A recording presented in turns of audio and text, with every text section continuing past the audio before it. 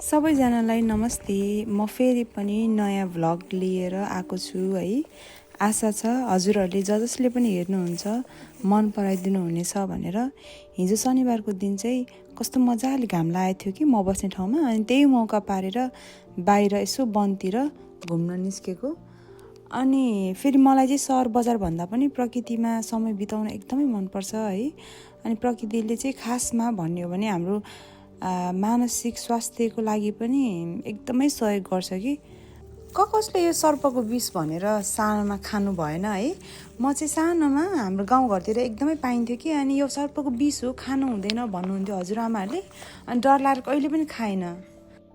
जाँदा जाँदै एउटा च्याउ भेट्टायो है, तर यो त खान नहुने रहेछ, फेरि कुहेको पनि रहेछ, अनि छोडिदिएँ मैले त।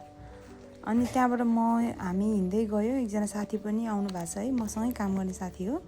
अनि हामी त्यहाँबाट हिँड्दै गयो, अनि त्यहाँबाट गइसकेपछि मैले एउटा सानो किरा भेट्टाएँ कि। अनि हेर्नु न कस्तो राम्रो है।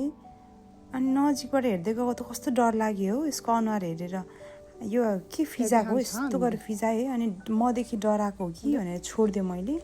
त्यसपछि फेरि पनि मन लाग्यो है। अनि कस्तो राम्रो ठाउँ आयो कि हरियो। मलाई त आफ्नै देशमा छु भएको जस्तो एउटा अनुभूति भयो है।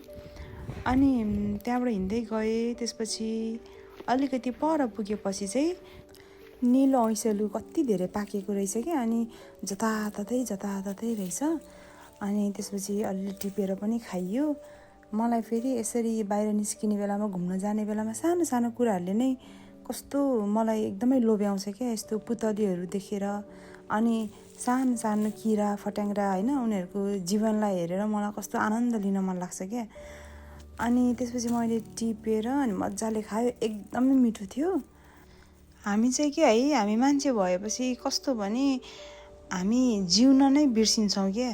हामी जसरी तसरी चाहिँ बाँचेकै हुन्छौँ, तर यो जीवनलाई एकदमै बुझेर होइन जिउन चाहिँ कति बिर्सिन्छौँ क्या। कहिलेकाहीँ मात्रै सायद हामीलाई त्यो ओहो म यो संसारमा केवल 2 दिनको लागि मात्रै हो, एक दिन त छोडेरै जानुपर्छ भन्ने हुन्छ होइन। नत्र प्रायः हामी सधैँ हतारमा हुन्छौँ कि, काममा ढिला भयो भन्यो है, अथवा ओहो यो गर्नुपर्छ भन्यो, त्यो गर्नुपर्छ भन्यो, त्यस्तो भन्दा उमेर जान्छ है। अनि त्यसपछि यताको चिन्ता लियो, उताको चिन्ता लियो, अनि अन्तिममा गएर होइन आखिर हामी माटो नै हुने हो। अब आजभन्दा धेरै 1000 वर्ष अगाडिको मान्छेहरू भनौँ न, उनीहरू अब माटो भइसक्यो, हामी पनि त्यस्तै माटो नै हुने हो। तर हामी बिर्सिन्छौँ है, पैसाको लागि, सम्पत्तिको लागि मारामार गर्छौँ, काटाकाट गर्छौँ। अनि मैले त यस्तो पाराले भएन भनेर अनि फेरि बाहिर निस्केँ कि। बाहिर निस्केर आहा यसरी मजाले प्रकृतिमा बसेँ है। हेर्नु न यहाँ किरा फट्याङ्ग्रा, फुलको के अरे यो सबै कुराको चाहिँ मैले यहाँ भिडियो गरेको छु है। अनि कस्तो मजाले रस पिइरहेको छ कि यहाँनिर। अनि मैले त्यही हेरेर बसेको क्या। कस्तो मजा आउँछ कि मलाई एकोहोरै यस्तो हेरेर बस्नलाई। अनि यो बाटो पनि कस्तो राम्रो लाग्यो है। अनि यहाँ आइसकेपछि चाहिँ मलाई कस्तो म आफ्नै देशमा छु जस्तो अनुभूति भयो है यहाँको पनि। किनभने अलिक बाक्लो घाँसहरू होइन, अनि बाटो पनि सम्म थिएन कि, अलिक यस्तै यता तलमाथि उकालो ओह्रालो त्यस्तो थियो। अनि मलाई चाहिँ आफ्नै देशमा भएको छु जस्तो पनि भयो है यहाँ आउँदा चाहिँ। अनि त्यहाँबाट अलिकति तल गएँ म। अनि त्यहाँबाट जाँदै तल पुगिसकेपछि चाहिँ यस्तो ठाउँ आयो है। अब एकछिनपछि यस्तो ठाउँ आउँछ कि मलाई त तपाईँहरूलाई म देखाउँछु ल। मलाई त कस्तो डर पनि लाग्यो हौ त्यो ठाउँमा पुगेपछि चाहिँ। आउँदैछ है त यसपछि। अब यहाँबाट अलिकति अगाडि जान्छौँ, अनि त्यसपछि चाहिँ अझै आएको रहेनछ। यहाँबाट अझै ओह्रालो झरेर जान्छौँ। यो बाटोमा चाहिँ लामखुट्टेहरू आएर टोकेर यस्तो दुःख दियो कि झिन्न गरेर कराएर मेरो कानतिर है, अगाडितिर म त प्लाट हान्दै गएको नि। अनि फेरि यस्तो कि लामो प्यान्ट लाएर आउनु पर्ने रहेछ, फेरि यस्तो हाइकिङ गर्ने प्यान्ट नै छैन मेरो। मैले यसकै कुरा गरेको हो। यो ठाउँमा हेर्नु न कस्तो ठुलो ओडार रहेछ क्या, मान्छेहरूले खनेर बनाएको रहेछ। अनि यहाँबाट भित्र गएको है, कस्तो मेरो मुटु ढुकढुक भएर डर लागेर। अनि भित्र चाहिँ कस्तो पानी पनि चुइरहेको थियो कि, अन्धकार छ नि त यहाँ त। हेलो कोही छ यहाँ? हेलो कोही छ यहाँ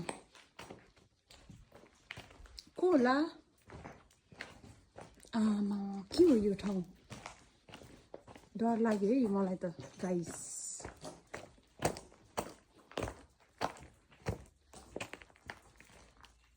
ओ म त त्यो भित्र जान त मलाई आँट छैन है अब यो बाहिरबाट फर्किनु पर्ला हौ त्यहाँ पानी पनि चुइरा रहेछ हौ त्यहाँनिर खै जाने आँट त अलि छैन हौ मेरो उता टाढा जान त डर पो लाग्यो भूत आयो भने है पानी चुइरहेछ यहाँ माथिबाट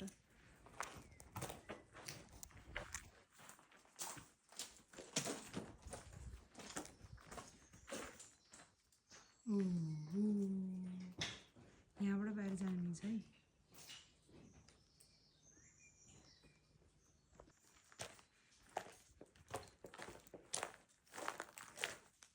सर्पो कतै लुकेर बसेको कि डर लाग्यो हौ मलाई त छ्याक्कै जानु जाउँ कि नजाउँ भयो यो भित्र त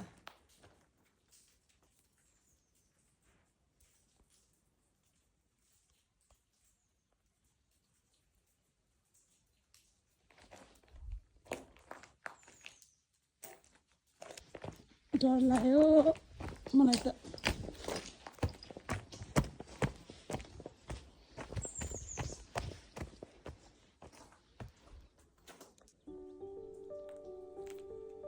ओइ यस्तो ठाउँभित्र गएर आइयो है डरै लाग्ने यहाँभित्र गएर पनि आइयो वा कस्तो राम्रो घर आइपुग्यो हौ सानो चिटिक्क परेको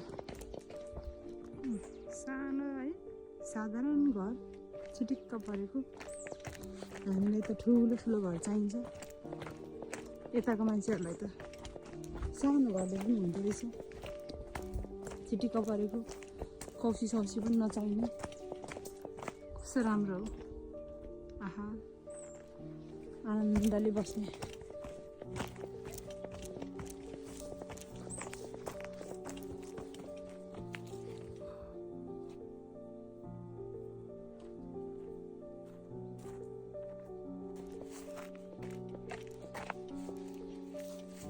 There's a leaf anyways. What is मलाई त आफ्नो फ्यामिली पुरै परिवार यसरी सानो घरमा सानो तर चिटिक्क परेको कि है हाम्रो नेपालमा भयो कस्तो डङ ठुल्ठुलो घर बनाउनुपर्छ कौसी बारदारी सबै निकालेर यहाँ चाहिँ कस्तो सानो घरमै रमाएर बस्ने कि मान्छेहरू यहाँ आइपुगिसकेपछि यस्तो मिठो हावा चल्यो कि आहा आनन्द भयो है मलाई त अनि म त एकछिन मजाले यहाँनिर है माथि हेर्दै हिँडेको नि आँखा चिम्म गरेर कस्तो मिठो हावा चलिरहेको थियो यहाँ त अनि त्यहाँबाट अलि उता गइसकेपछि चाहिँ यहाँनिर ऊ आयो पार्किङ गर्ने ठाउँ रहेछ गाडीहरू अनि त्योभन्दा उतापट्टि चाहिँ यहाँ मान्छेहरू नुहाउन होइन पौडी खेल्न अनि मजाले घाम ताप्न आउँदो रहेछ कि अनि त्यहाँ धेरै मान्छे भयो भनेर फेरि मैले धेरै फोटोहरू भिडियोहरू लिएन है अनि यता आएको बरु यहाँ अलि मान्छे पनि कम रहेछ अनि यो ठाउँमा चाहिँ आएर अनि मैले बनाएको छु एकदमै राम्रो रहेछ अब अर्कोचोटि म यहीँ आउँछु त्यसपछि फेरि आफ्नो बाटो लाग्ने पऱ्यो अब घर फर्किँदैछु कि म चाहिँ अब यहाँबाट अलिकति उता गएपछि हेर्नु न यो हामी सानो हुँदाखेरि कसले यस्तो खेल्नु भएको छ 4वटा भेट्यो भने चाहिँ भाग्यमानी हुन्छ भन्थ्यो कि अनि 4वटा खोज्नलाई कति कोसिस गर्यो मैले चाहिँ अहिलेसम्म कहिले पनि भेटिनँ है फेरि साथीहरूले चाहिँ भेट्थ्यो अनि ल्याउँथ्यो कि कहिलेकाहीँ तर मैले चाहिँ कहिले नि भेटिनँ खान पनि मिल्दो रहेछ नि त्यो त कस्तो अलि अमिलो हुन्छ त्यो चाहिँ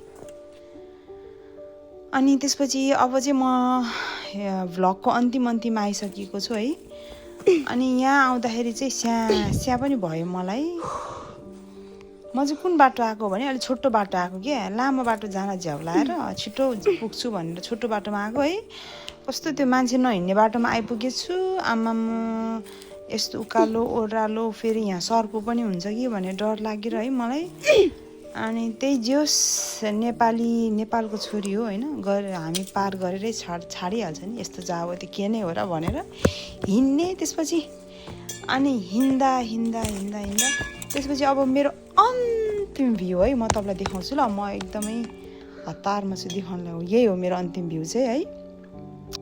म फेरि पनि अब नयाँ भ्लग लिएर आउँछु है। तपाईँहरूले यो जसले भिडियो हेर्नुभयो नि, तपाईँहरूलाई मन पर्यो भने यो च्यानलमा फेरि पनि आउनु होला, फेरि पनि हेरिदिनु होला है त। हस् त, बाई बाई।